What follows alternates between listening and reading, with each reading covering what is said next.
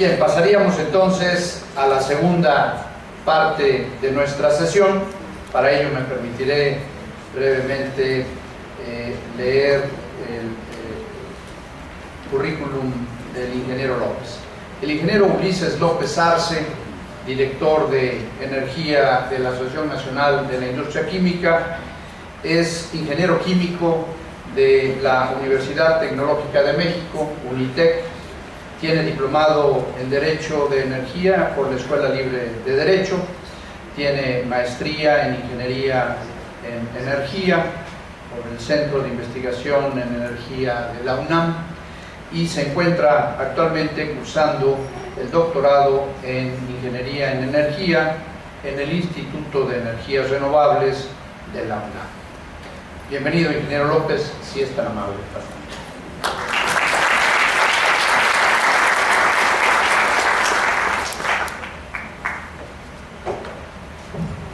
Muchas gracias, muy buenas tardes ya a todos.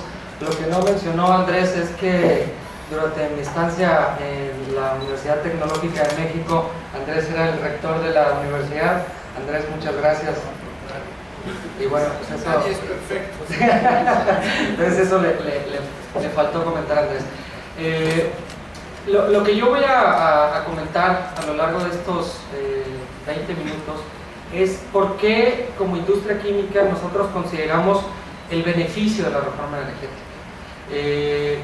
Y lo vamos a mostrar desde nuestra perspectiva de la industria química y la que representamos en el país, que tendría que decir son cerca de 250 empresas las que representamos, y eso a su vez conforma el 95% de la producción y distribución de químicos en el país. Entonces creemos que podemos hablar muy bien de la postura de la industria química en este sentido. Bueno, para ello voy a hablar rápidamente de la industria química en México, de la situación estratégica de la industria química y finalmente sobre la reforma energética que recién fue aprobada. Y no me voy a centrar como hace el panel que precedió, donde se habló de las características de la reforma energética, sino por qué nosotros consideramos y vemos un beneficio con la misma. Primero, vale la pena mencionar la relevancia que tiene la industria química a nivel internacional. La industria química requiere de servicios de más de 30 sectores o de más de 30 industrias: el petróleo, el gas, la manufactura, la minería, el papel, y a su vez provee de servicios a más de 40 industrias. Lo mencionaban hace un momento, la industria automotriz, por ejemplo, que se está instalando en el Bajío, pues será o requerirá de una necesidad de productos químicos que sin duda alguna a nosotros nos gustaría que fueran proveídos a nivel nacional y no únicamente que vinieran vía importación. La otra parte es que la industria química destina cerca del 2 al 3% en investigación tecnológica, y además que las inversiones que se realizan en la industria química son inversiones intensivas en capital, y que una vez que se establece una planta química en un lugar es muy difícil que se vaya de ahí. Genera empleo estable, constante y por un largo periodo de tiempo. Sin embargo, ¿qué es lo que pasa con la industria química en el país? Les traigo únicamente 15 años de historia, del 98 al 2012, y en la barra azul más fuerte lo que ustedes pueden ver es la producción de la industria química privada en el país. En la barra más clara es la producción del Estado. ¿Por qué es importante mostrar esta información y por cómo lo ligamos con la reforma energética? Porque el proveedor de las empresas químicas privadas en el país es la empresa productiva del Estado, que es Pemex Petroquímica. En tanto Pemex Petroquímica no ha crecido su producción o su abasto hacia las empresas privadas, la producción de las mismas ha permanecido estancada. Y si ustedes lo pueden ver, la producción ha estado cercana a los 14 millones de toneladas, 13 millones, 12 millones, baja, tiene un comportamiento realmente enfocado en los ciclos económicos. este es un primer indicador de que algo está sucediendo.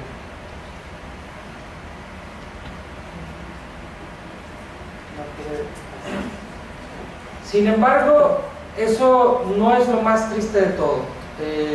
La industria química en el país ha pasado de ser un participante muy importante en la actividad económica a otro jugador en estos momentos. Lo mencionaba alguien en el panel anterior. Actualmente nuestra participación en el PIB es tan solo del 1.2%. Sin embargo, en los años 80 la industria química fue uno de los sectores uno de los más relevantes, y si no que el más relevante en el país, llegando a aportar en un año hasta el 10% del PIB nacional y manteniéndose alrededor del 5, 8, 6, 4%. Las industrias químicas a nivel internacional representan para el PIB de su país en promedio el 4.5%.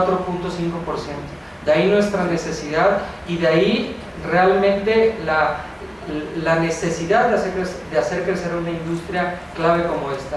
En su mejor época, la industria química en México ocupó el 7º lugar a nivel mundial. El día de hoy nos encontramos en el lugar 20 al 22. Pero aún no termina la historia.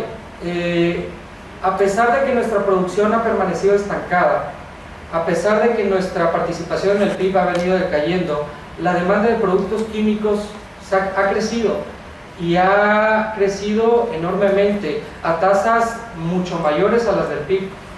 Y aún lo más preocupante es que para abastecer o satisfacer esta demanda de productos químicos se ha tenido que recurrir a la importación de productos.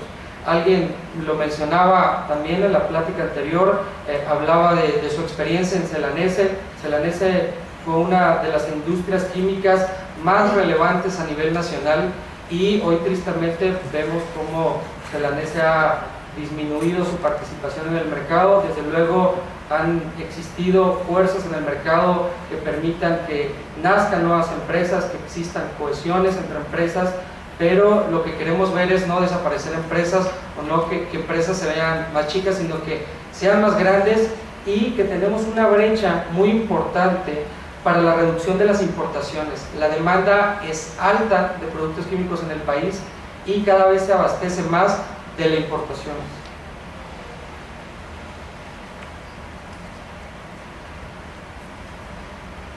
Las inversiones de la industria química, ¿cómo han sido en los últimos años? Por las condiciones que se tenían en el país, estas estuvieron estancadas prácticamente en los $1.000 millones. Finalmente en 2011, 2012, y aunque no traigo las cifras de 2013, se las puedo mencionar, esta inversión ha ido incrementándose porque las condiciones han ido mejorando. Tuvimos en 2012 una inversión de $2.000 millones, que ya no la veíamos hace mucho tiempo, y la inversión que tuvimos en 2013 no está aquí todavía porque las cifras del anuario no han salido. Sin embargo, les puedo comentar que son de $4.300 millones. Esto por proyectos como el de Etileno 21, que vienen a restituir importaciones de polietilenos. También el proyecto de DuPont en Altamira para la producción de dióxido de titanio, y también la inversión que está haciendo Mexiquem para ampliar los famosos revamp en la producción de monómero de cloruro de vinilo en la planta de Pajaritos, que anteriormente pertenecía a Pemex Petroquímica. Esto es solo un ejemplo de algunos productos en los cuales tenemos un déficit en la industria química, y son productos básicos que son los principales eslabones de las cadenas petroquímicas. Tenemos, por ejemplo, al propileno, donde la producción de propileno es de 444.000 toneladas. Sin embargo, la importación de polipropileno, que es finalmente el producto que se obtiene del propileno, está en 731.000 toneladas.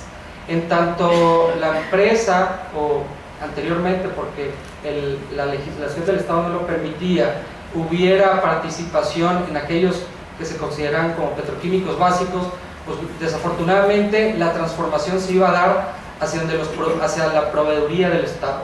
y lo demás tendría que importarse.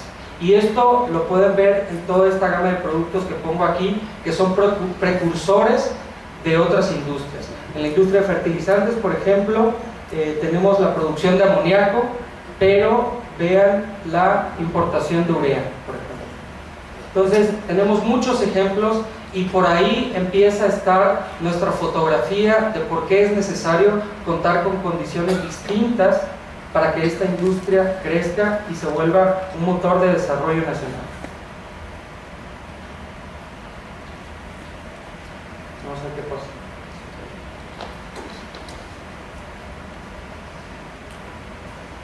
Sobre nuestra situación estratégica. Lo que ven aquí ustedes es el acceso a los energéticos que se tienen en el país, particularmente de gas natural, y más adelante veremos electricidad. ¿Por qué? Porque son los energéticos que tienen mayor uso dentro de la industria química. El gas natural, si lo vemos comparado contra otras regiones del mundo, contra China o contra Asia, el precio por dólares por millón de BTU en China o en Asia ronda los $16. En la región NAFTA, la región de Norteamérica, está rondando los $4. En Europa, $10. En fin, estamos en una región privilegiada donde el precio del energético es accesible y nos puede hacer competitivos. Por otro lado, somos la 6ª región del mundo con reservas de shale gas, donde en Estados Unidos ya se volvió comercialmente explotable y ha sido un motor para el desarrollo de la industria petroquímica. Si ustedes fueran a la costa del Golfo en Texas, verían realmente de lo que les estoy hablando. Y finalmente, pues ha sido el energético donde se ha tenido un mayor crecimiento. Sin embargo, nuevamente la producción nacional cayó y las importaciones de este energético se vieron a la alza. Ahora, como industria química debemos de pensar que el gas natural no es únicamente un combustible. El gas natural es una fuente de materia prima y si no lo vemos de esa manera y si no la llevamos construyendo ductos, pues sí vamos a tener un combustible que quemar, pero no vamos a tener materia prima para transformar. Aquí el ejemplo del Sistema Nacional de Gasoductos. Hace 2 años nos encontramos en una problemática donde existía un desabasto del energético, donde desafortunadamente Petróleos o Pemex Gas y Petroquímica Básica enviaba a los industriales solicitudes de reducción del consumo, porque primero cayó la producción por parte de Pemex como consecuencia naturalmente de los bajos precios y que ya no resultaba rentable para ellos, y por el otro lado que teníamos un déficit en la infraestructura de gasoductos para transportar el energético. Lo que vemos en la gráfica del lado derecho es el crecimiento que se ha tenido de la infraestructura de transporte, mientras que vemos que el carrotanque sobre todo es el que ha crecido más. Los ductos han crecido solamente en un 0.7% anual y es el sistema de transporte más eficiente. Entonces tenemos otro problema por ahí. Ya lo mencionaba también aquí nuestro compañero de Baxter, aquí en Morelos tienen tiempo esperando el ducto. Existen empresas en la zona de CIVAC que esperan obtener ese beneficio para tener precios más competitivos, sin embargo no ha sido posible por diferentes circunstancias. Por otro lado, en materia eléctrica, vemos que en los años 90 nosotros teníamos precios incluso inferiores a los de Estados Unidos. Hacia los años 2000 andábamos en precios muy similares y de ahí en adelante empezó un despliegue en los precios México y Estados Unidos. Actualmente el promedio ronda en Estados Unidos, el promedio nacional, los 12 centavos de dólar. En México andamos en los 6, pero si vemos los precios para las industrias, veremos que en la zona de Texas, en la zona de Luisiana, están alrededor de los 4 centavos y en México estamos alrededor de los 8 o 9 centavos, el doble del costo de la energía eléctrica, y por supuesto pues eso empieza a generar un factor importante de donde yo como industria puedo establecer mi planta. Contar con energéticos de abasto y precios competitivos es muy importante. Aquí no únicamente en temas de gas, también la problemática la tenemos en términos de refinación. Hay que recordar que las refinerías no únicamente se obtienen gasolinas y diésel, sino también se obtienen materias primas petroquímicas. Pues bueno, si lo veíamos al 2005, Pemex producía 3.5 millones de barriles al día. Sin embargo, era la empresa con una menor capacidad de refinación en el país. Nuevamente exportábamos barriles, en ese entonces no de $100, pero sí estábamos importando barriles de 400 a 500 dólares. Para que se den una idea, les mostraba cuál es la demanda de productos químicos en el país y estábamos cercanos a los 30.000 millones de dólares. Las exportaciones de crudo el año pasado estuvieron alrededor de los 40.000, 35.000 millones de dólares. Eso quiere decir que únicamente la demanda de químicos en el país prácticamente es igual a la exportación de petróleo. ¿Qué es lo que creemos? Tenemos un mercado o una demanda creciente, sin embargo no tenemos las condiciones. ¿Dónde queremos estar? Queremos estar de este lado. Nosotros tenemos el mercado, pero no tenemos la disponibilidad de materia prima. Queremos movernos a otro cuadrante donde el mercado siga manteniéndose ahí, pero tengamos la materia prima para transformarla y para volvernos competitivos. Aquí está la demanda, 30.000 millones. Finalmente, sobre la reforma energética, de esto no hablaré mucho. Nosotros sabemos que las inversiones en la industria petrolera anteriormente representaban un muy buen rendimiento de la producción. Sin embargo, ahora las inversiones requieren ser mayores para tan solo mantener la producción y que esta no caiga por debajo de los 2.5 millones de barriles. ¿Cuáles creemos pueden ser los beneficios de la reforma energética? A nivel nacional, creemos que se puede generar un mayor ingreso para el Estado, esto derivado del incremento en la inversión rápida. Alguien me preguntaba hace algunos días ¿por qué no únicamente lo hacíamos con Pemex o por qué como industria necesitamos forzosamente la participación del sector privado? Nosotros no tendríamos ningún inconveniente porque lo hubiera hecho Pemex. Sin embargo, las condiciones en este momento requieren que sea una inversión rápida, y esto derivado de la competencia que tenemos con nuestro principal competidor, que es Estados Unidos.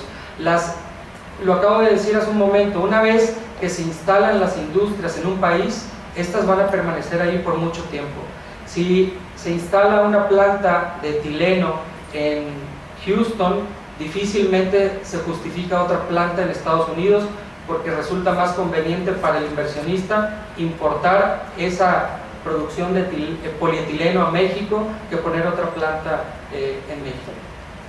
En el caso del sector petroquímico, lo que nosotros hemos identificado es un incremento a 3.2% del PIB nacional, inversiones cercanas a los 25.000 millones de dólares en los 10 años, y realmente reflejar el éxito que tuvo la industria química, el renacimiento que tuvo la industria química en Estados Unidos con base a los líquidos que venían acompañando el shale gas y que también pudiera realizarse en México. ¿Qué es lo que necesitamos con la legislación secundaria que aún se encuentra en discusión? En la parte de oferta de precios y energéticos requerimos ya no una política recaudatoria, sino una política de mercado, una política donde los competidores fijen sus precios y no el Estado fije los precios de los energéticos o de los insumos petroquímicos, que si ustedes no lo conocen, el Comité de Hacienda es el que fija los principales precios de algunos de los petroquímicos que son básicos para la industria química. Eliminar esta visión recaudatoria, lo mencionaba, y que exista cada vez una mayor participación en la política de precios y en la política de abasto de los energéticos en el país. Participación del sector privado en refinación, en petroquímica, en gas, en exploración y en producción. Queremos abasto, queremos tener múltiples competidores, queremos tener un mercado para tener las mejores condiciones. Y finalmente, certeza jurídica. Lo que no queremos es que existan inversiones que ante una legislación que se encuentre con que no sea clara, las inversiones puedan desaparecer o simplemente no puedan llegar a establecerse inversiones ante una inexistencia de certeza jurídica. Como conclusiones, tenemos reservas petroleras, tenemos la sexta reserva de shale gas más grande del mundo, tenemos empresas químicas y petroquímicas con tecnología, experiencia y capital, alta demanda interna de petroquímicos. Sin embargo, los factores necesarios para crear una industria petroquímica vibrante y en crecimiento existen, pero tienen que darse con la legislación secundaria. Lo que no existe aún es el marco legal que permita capitalizar las oportunidades existentes. Ejecutada correctamente la reforma energética puede ser la respuesta que esta industria espera. Y realmente, como ingenieros químicos, les dejo un mensaje. Nosotros creemos que hoy es un buen día para estar en esta industria. Gracias.